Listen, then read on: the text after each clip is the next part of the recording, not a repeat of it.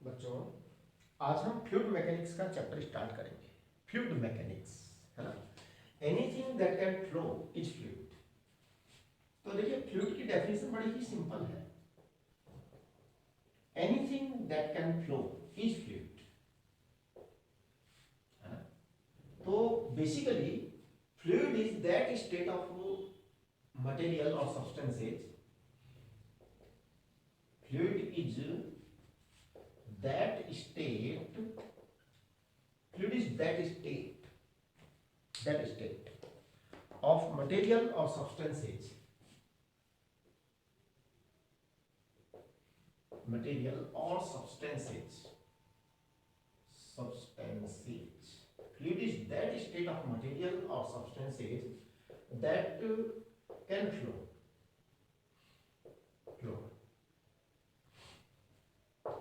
तो वो स्टेट है जो फ्लो हो सकती है। फ्लो कौन कौन कर सकते हैं? जैसे gas, all gases and liquids are, all gases and liquids are fluid. अब फ्लूइड मैकेनिक्स को हम दो स्टेप्स में स्टडी करेंगे, एक तो स्टैटिक स्टेट और एक डायनामिक स्टेट, है ना। तो देखिए, फ्लूइड मैकेनिक्स के दो पार्ट्स होंगे। फ्लूइड मैकेनिक्स एक होता है फ्लूइड स्टैटिस्टिक्स, तो फ्लूइड स्टैटिक्स,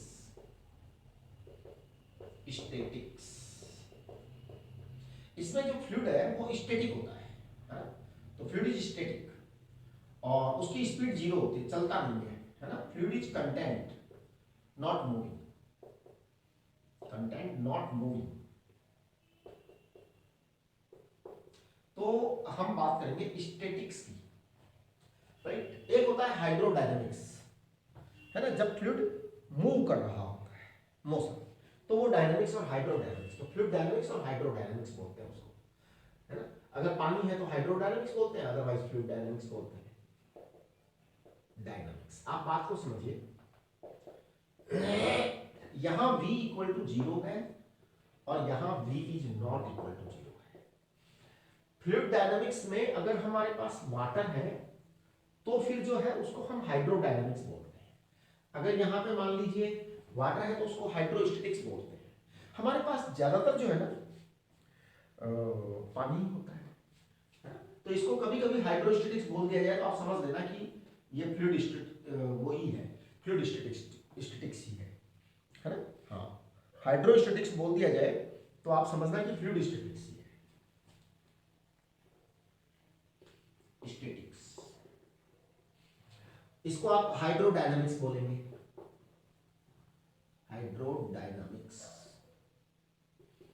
ये आपके फ्लूइड की जो है ना, आज हम जो पढ़ेंगे वो 100% हाइड्रोस्टैटिक्स पढ़ेंगे, मतलब फ्लूइड स्टैटिक्स पढ़ेंगे। आज की हमारी पढ़ाई जो है वो फ्लूइड स्टैटिक्स होगी, फिर हम अगली बार में फ्लूइड डायनामिक्स पढ़ेंगे। तो फ्लूइड स्टैटिक्स जब मैं बात करना शुरू करूंगा तो सबसे पहले बात करूंगा प्रेशर की। देखिए, मान लो हमारे पास बहुत गहरा कोई तालाब है ना? अब हमें प्रेशर की बात करनी है।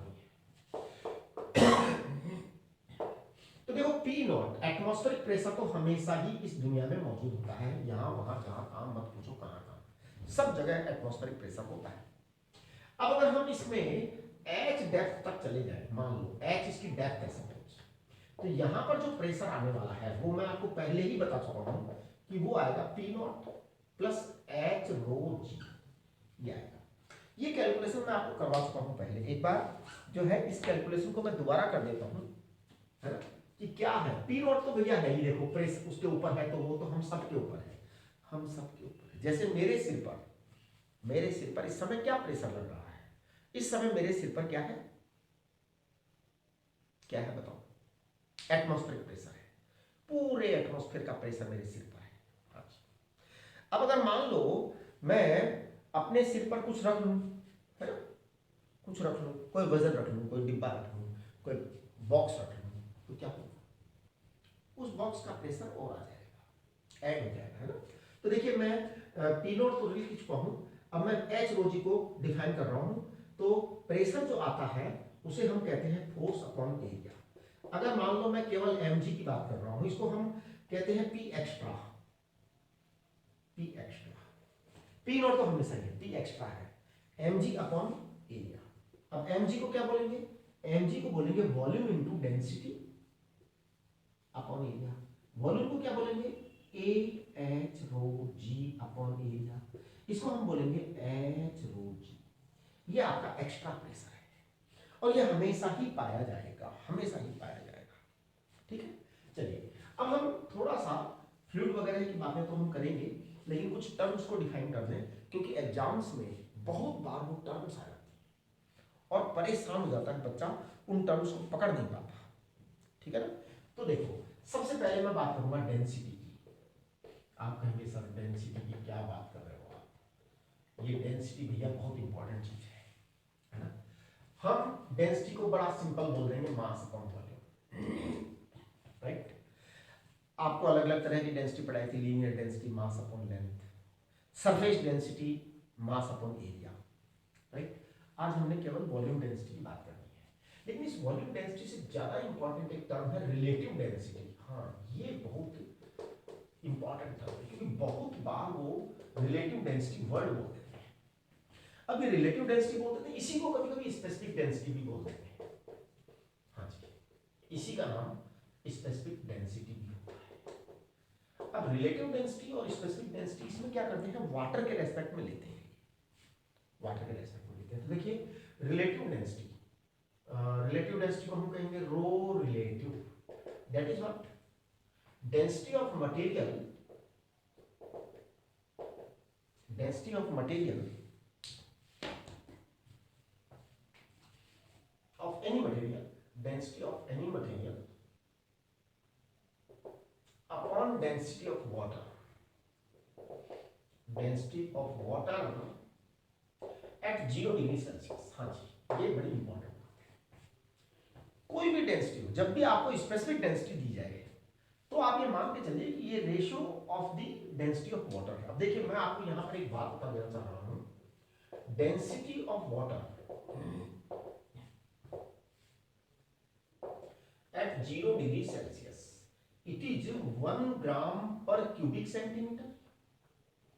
इसको हम लिखते हैं 1 ग्राम पर सीसी, सीसी माने क्यूबिक सेंटीमीटर। इसको हम लिखते हैं 10⁻³ किलोग्राम पर क्यूबिक मीटर। ये डेंसिटी ऑफ वाटर होती है एट 0 डिग्री सेल्सियस। अब आप इस तरह फॉर्मूले को चेक करें अच्छी तरह से कि डेंसिटी ऑफ एनी मटेरियल, जब जब आपको ऐसा हो कि डेंसिटी ऑफ वो सॉरी रिलेटिव डेंसिटी दे रखी है या स्पेसिफिक डेंसिटी दे रखी है, उस समय आप थोड़ा सा इसका ध्यान रखें। Density of a material, density of a material, एक minute,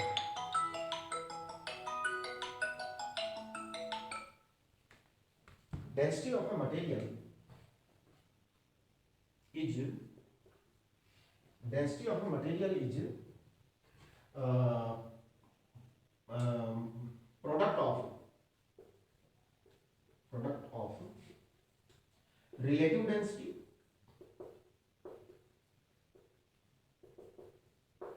and density of water। Actually क्या होता है, बच्चा कभी कई बार मैंने देखा है, बहुत सारे बच्चे होते हैं कि डेंसिटी जो है ना किसी भी मटेरियल की density, density of material it is equal to relative density into density of water. ये करना बहुत जरूरी है। कई बार क्या करते हैं कि क्वेश्चन के अंदर रिलेटिव डेंसिटी आ जाती है, क्वेश्चन के अंदर स्पेसिफिक डेंसिटी आ जाती है और बच्चा सवाल छोड़ जाता है या गलत कर जाता है। अब आप नहीं करेंगे, यहाँ पर जो है ये जो है ना, यहाँ आप लिख दीजिए density of material upon density of water, right. Density of water जो होता है वो 10⁻³ किलोग्राम पर क्यूबिक मीटर होता है। अच्छा, रिलेटिव डेंसिटी की कोई यूनिट नहीं है, ये ध्यान रखो, नो डायमेंशन, रो रिलेटिव है, नो यूनिट, नो डायमेंशन।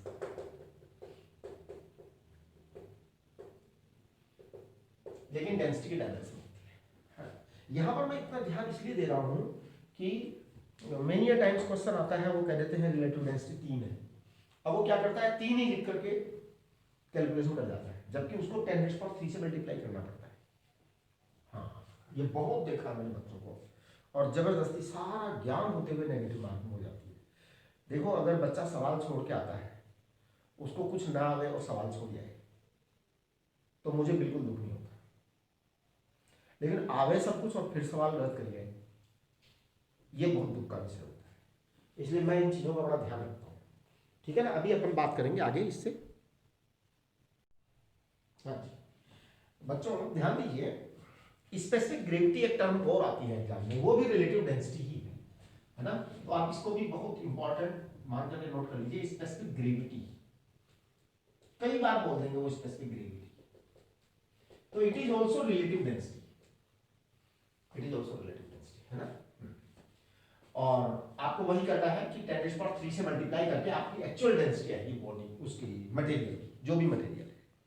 अब अपन बात करते हैं प्रेशर के बारे में, तो रोज ये बात कर चुके। देखिए आप अपना फॉर्मूला चार्ट देखते चलो, फॉर्मूला चार्ट बगल में रख करके आप है ना जो पढ़ाई किया करो, उसमें क्या होता है कि फॉर्मूला चार्ट जो बनाया गया है उसे बहुत ज्यादा प्लान करके बनाया गया है, हर चीज उसमें डाली गई है, ठीक है। बस मैं यहाँ पे लेक्चर में उसको केवल एक्सप्लेन ज्यादा करता हूँ, क्योंकि अंदर है ना फॉर्मूला चार्ट तो शॉर्ट है, बहुत शॉर्ट है। ये समझ लो फॉर्मूला चार्ट 10% है, 90% तो हम एक्चुअल में पढ़ते हैं यहाँ पे, राइट। चलिए अब अपन बात करेंगे डेंसिटी ऑफ मिक्सचर। बहुत सारी चीजों का मिक्सचर है, जैसे मान लो आपने पानी मिला दिया, दूध मिला दिया, उसके अंदर कुछ और मिला दिया और कुछ मिला दिया, हाँ। तो देखिए डेंसिटी ऑफ मिक्सचर,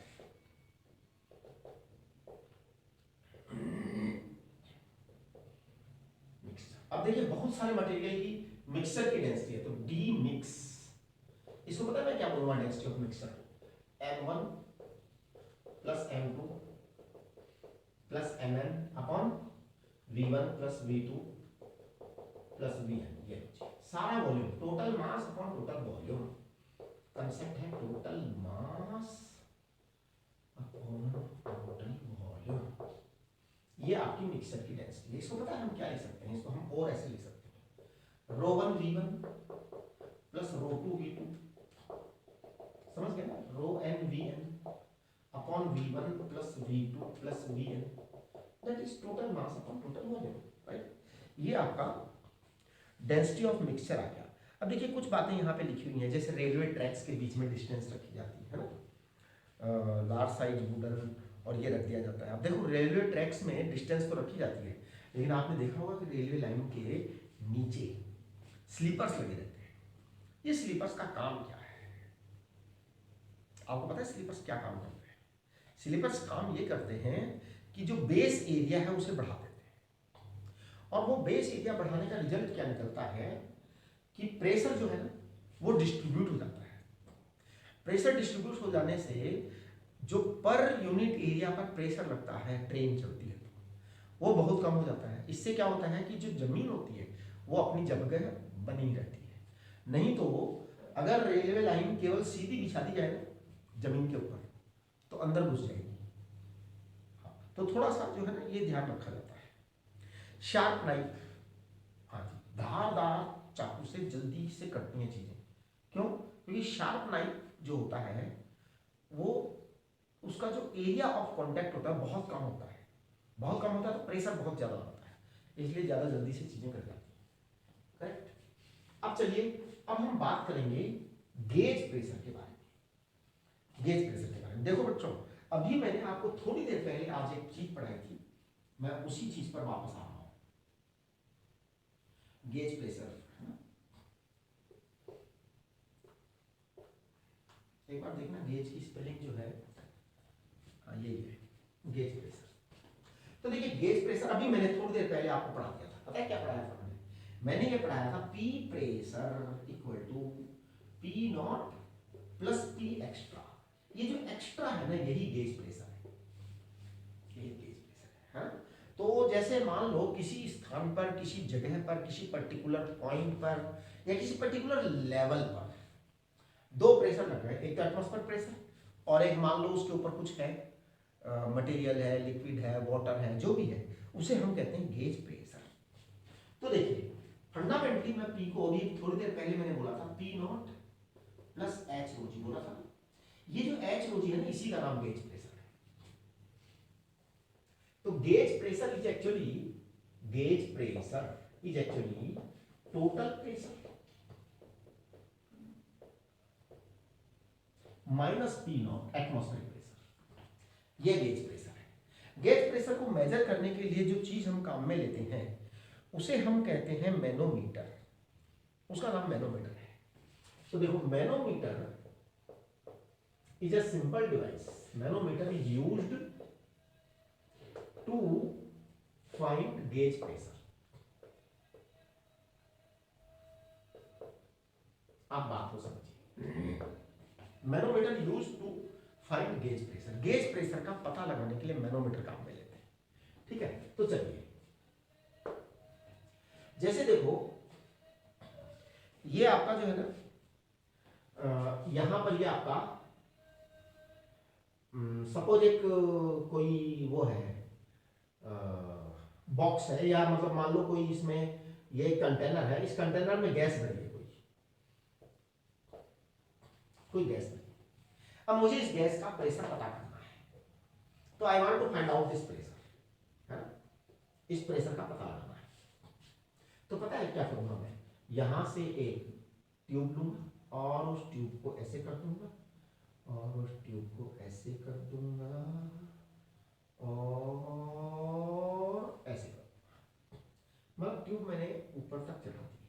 ध्यान दीजिए, इधर से बहुत बड़ी ट्यूब ले ली, ऐसे ले लिया है। ठीक है, हाँ। तो थोड़ा आप कंसेप्ट को पकड़ेंगे तो बात समझ में आएगी।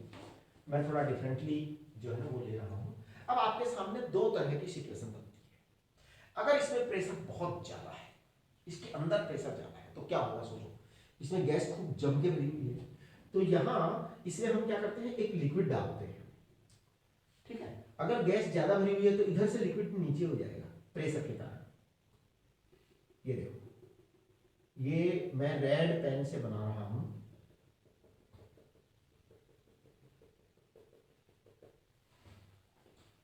राइट। ये रेड पेन वाला जो है ना, अगर मैं इस रेड पेन को यहां से ले करके और यहां तक की हाइट एच रख दूं, ध्यान दो एच रख दूं, और यहां जो लिक्विड है उसकी डेंसिटी रो है, तो पता है गेज प्रेशर क्या आएगा। गेज प्रेशर जो आने वाला है वो आएगा एच रो जी। लेकिन यहां एक बहुत ही इंपॉर्टेंट बात है कि ये इधर प्रेशर ज्यादा है, इसलिए इसको प्रेशर ने क्या किया, लिक्विड को प्रेस करके उधर ले गया। करेक्ट। अब पता है गैस के अंदर के प्रेशर को मैं क्या बोलूंगा, गैस के अंदर के प्रेशर को मैं ये बोलूंगा पी इन। बोल दूं मैं पी इन। पी इन को मैं यहां लिख रहा हूं, आप देख रहे हैं मैं पी इन को क्या लिख रहा हूं, P inside the container it is P naught minus H रो जी। ये माइनस क्यों लगाया है, हाँ सॉरी प्लस प्लस H रो जी, क्योंकि अंदर प्रेशर ज्यादा है। प्रेशर ज्यादा है, और कितना ज्यादा है अंदर प्रेशर, इतना ज्यादा है, इतना ज्यादा। चलिए अब हम जरा दूसरा वाला केस करते हैं कि अगर अंदर प्रेशर कम हो तो फिर क्या होगा। अंदर प्रेशर कम हो तो पता है क्या होगा, ये सीन यहां आ जाएगा ऐसे कि यहां तक लिक्विड इधर आ जाएगा अगर अंदर प्रेशर कम है, और इधर का लिक्विड इधर आ जाएगा। देखिए मैं ग्रीन पेन से बना रहा हूं, ग्रीन पेन से बना रहा हूं, तो ग्रीन वाला जो है वो अब कम कर रहा है प्रेशर को। तो देखो क्या सीन बनेगा, ऐसा बनेगा, ये आपका एच डैश मान लो, ये प्रेशर कम है। अब जो नया पीन है इस वाले केस में कि हमने थोड़ी सी गैस निकाल दी किसी तरीके से, है ना, पहले प्रेशर बहुत ज्यादा था, अब हमने इसमें से थोड़ी सी गैस निकाल दी तो ऐसा सीन क्रिएट हो गया। अब देखो P in green, P in देखो ये मैंने रेड वाला बोला था, है ना, और अब ये ग्रीन वाला बोल रहा हूं, आपके पास में डायग्राम दोनों है, ठीक है ना। तो मैं बोलूंगा P not minus H dash rho, बस ये आपका, तो गेज प्रेशर तो आपका एच रो जी है, गेज प्रेशर तो आपका एच रो जी ही है, बस आपका अंदर और बाहर वाले प्रेशर का जो गेम है ना, वो थोड़ा आपको समझना पड़ेगा, राइट। ये आपने समझ लिया।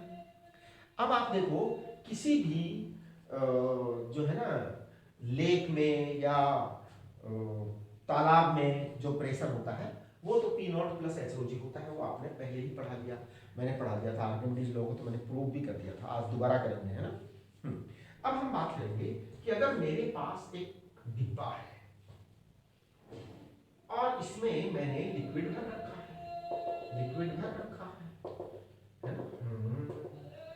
मान लीजिए इसकी डेप्थ कैपिटल एच है, अगर इसकी डेप्थ कैपिटल एच है तो pressure at the bottom point, pressure at the bottom point जो आएगा पी बॉटम, बेटे ये P not plus capital H rho g आएगा, इसमें कोई प्रॉब्लम, कोई इश्यू है नहीं, राइट।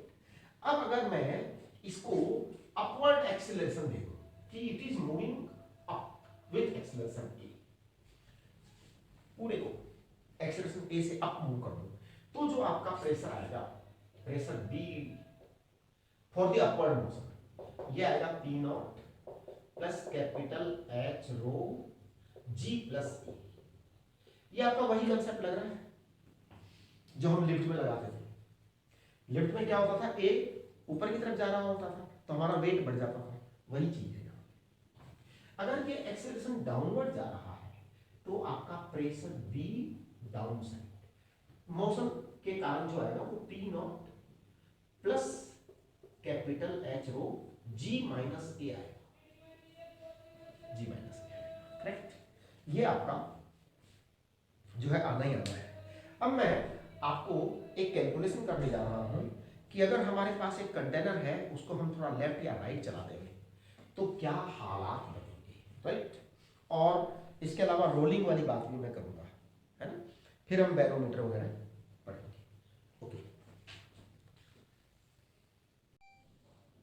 बच्चों, देखिए अब हम बात करेंगे if container is accelerated horizontally, अगर कोई कंटेनर है उसको हॉरिजॉन्टली एक्सिलरेट कर दिया गया है तो देखिए क्या होने वाला है ना। Horizontal acceleration, horizontal acceleration of the container, तो ध्यान दो क्या होने वाला है।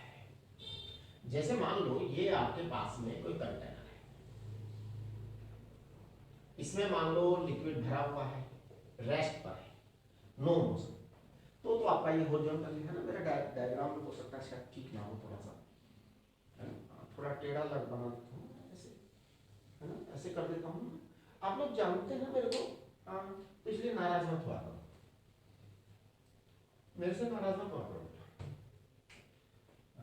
मैं थोड़ा सा एक बार फिर से ट्राई करता हूँ, I am trying my best. ये हॉरिजॉन्टली रखा हुआ है कंटेनर, अभी रेस्ट पर है, इस समय कोई मोशन वगैरह नहीं हो रही है। अब अगर मैं इस कंटेनर को पकड़ के जोर से ऐसे चलाऊं एक्सीलरेशन के साथ, तो सीन ऐसा क्रिएट हो जाता है, हालात ऐसे क्रिएट हो जाते हैं। हाँ जी, ये ऐसा हो जाता है, ऐसा अपर लेयर थोड़ी सी इधर की तरफ शिफ्ट हो जाती है। सवाल ये उठता है कि एंगल कितना बनेगा, what will be the value of this angle, so we want to find out the angle. हाँ एंगल पता करना है, कर दूं, कर देता हूं मैं, देखो एंगल मान लीजिए इसकी ये चौड़ाई कैपिटल एल है। अगर मैं इस हाइट को पता लगा लूं, अगर मैं इस हाइट का पता लगा डालूं, ये हाइट h है, तो पता है tan थीटा क्या आ जाएगा, tan थीटा आ जाएगा h अपॉन l। अगर मुझे ये हाइट पता लग जाए तो ये है ना, तो tan थीटा आ जाएगा h अपॉन l। अब देखिए मैं इसका पता लगाने की ट्राई करता हूं। मैं इसके लिए क्या करता हूं, यहां पर एक इमेजिनरी सिलेंडर ऑफ लिक्विड लेता हूं, इमेजिनरी सिलेंडर ऑफ लिक्विड। जैसे मान लो ये सिलेंडर है, तो मैं एक काम करूं, पूरा सिलेंडर ही ले लो, है ना, जिससे कि कैपिटल एल हमारा अलग अलग ना आए, नहीं तो फिर कैपिटल एल अलग अलग आएगा। ये लो, यहां पर मैंने इमेजिनरी सिलेंडर ऑफ लिक्विड ले लिया, very small cross section area, है। तो देखिए consider a very small imaginary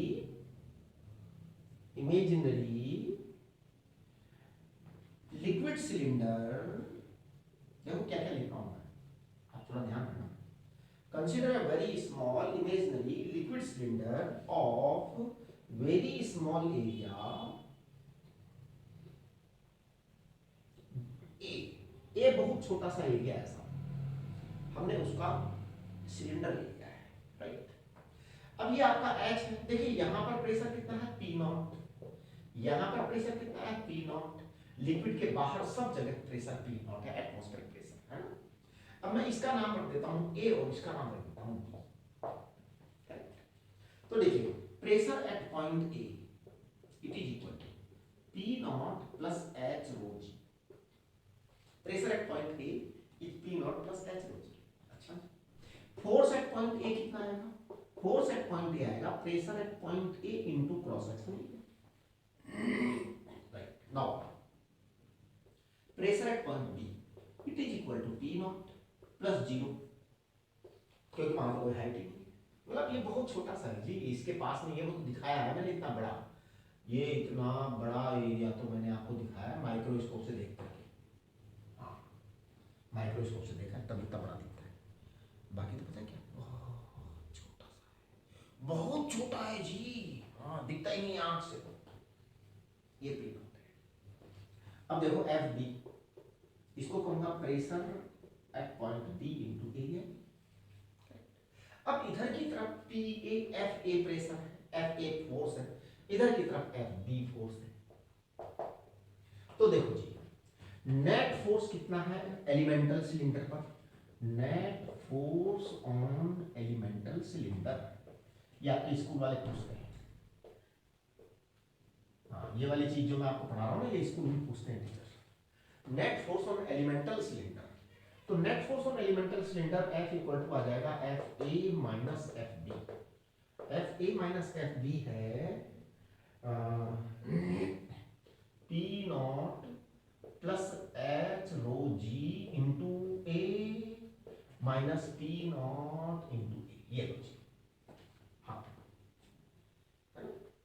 P a into a P b into a, तो P a minus P b, हाँ आप चाहो तो इसको लिख सकते हो F equal to P a minus P b into a, तो ये आ जाएगा आपका H rho g into a, ये आ गया कुल मिलाकर के नेट फोर्स ये आ गया। अब इस नेट फोर्स को मैं पता क्या लिखूंगा, मास इंटू एक्सीलरेशन,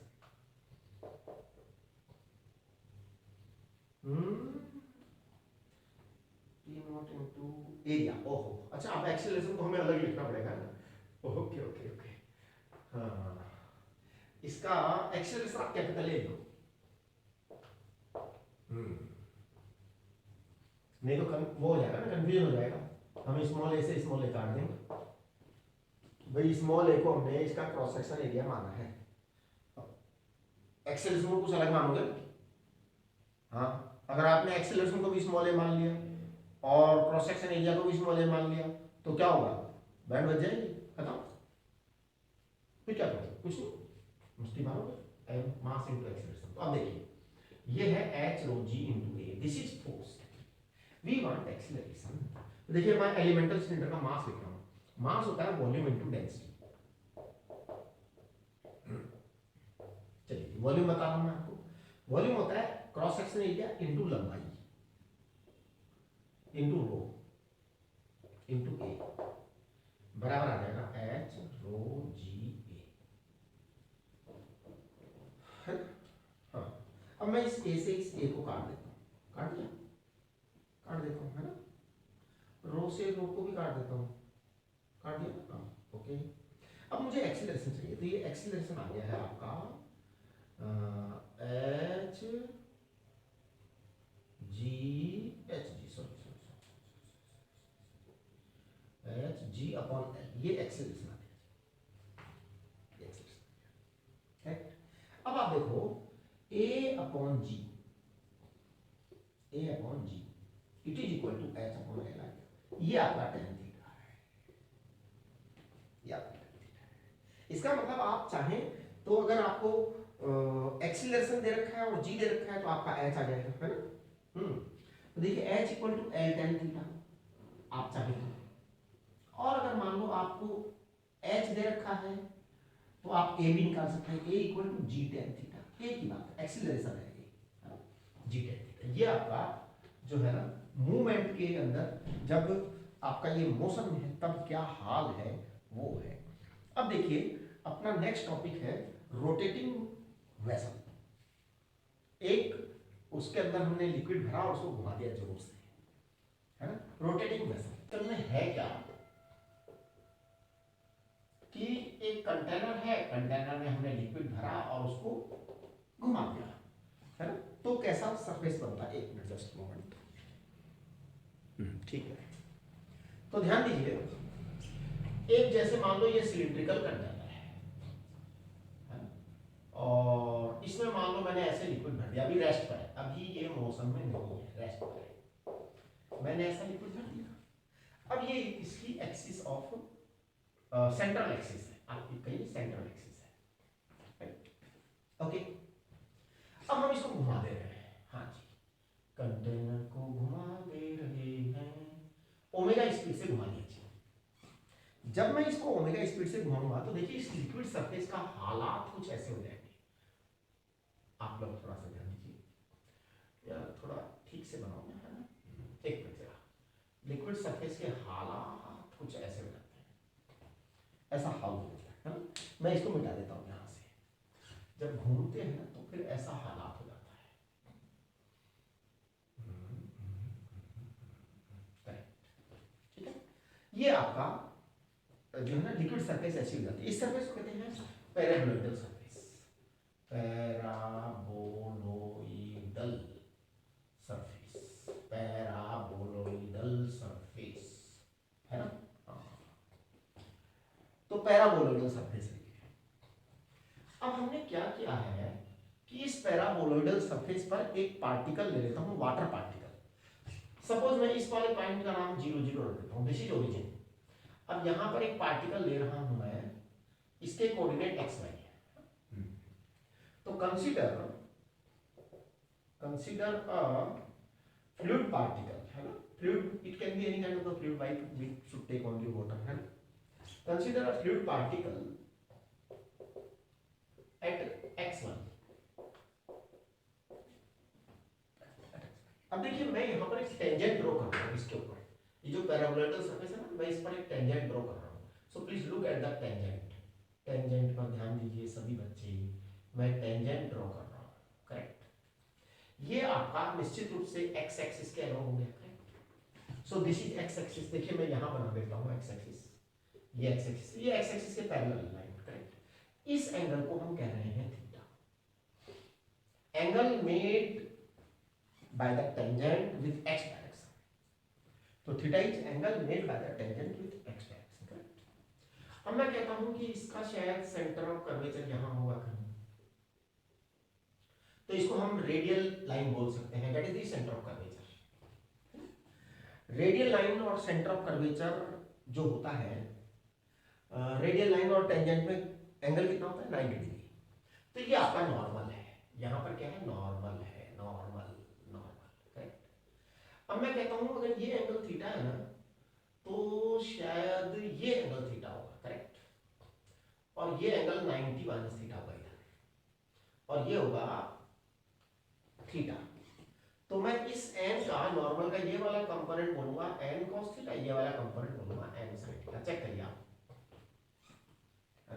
तो देखिए N sin theta equal to N sin theta equal to, ये n sin theta net invert force है ना, इसको हम सेंट्रीपिटल फोर्स कहते हैं, जो टुवर्ड्स द सर्कल लगेगा। ध्यान दीजिए ये जो पार्टिकल है ये ऐसे इस सर्कल पर चलता है,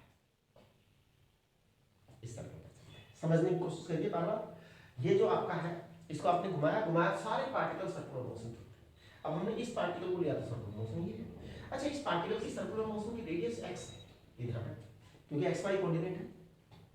तो मैं कहूंगा n sin थीटा बराबर m ओमेगा स्क्वायर x, और n cos थीटा को मैं कहूंगा m। चलिए अब आप डिवाइड कर दो, तो टेन थीटा को मैं कहूंगा omega square X upon G. इस टेन थीटा को मैं D Y upon D X भी बोल सकता हूँ, है ना, slope, D Y upon D X slope. तो जब मैं इसको D Y upon D X को मैं जब यहाँ पे डी वाई बराबर omega square X upon G D X, इसको मैं इंटीग्रेट करूंगा तो ये बनेगा Y equal to omega square X square upon two ji.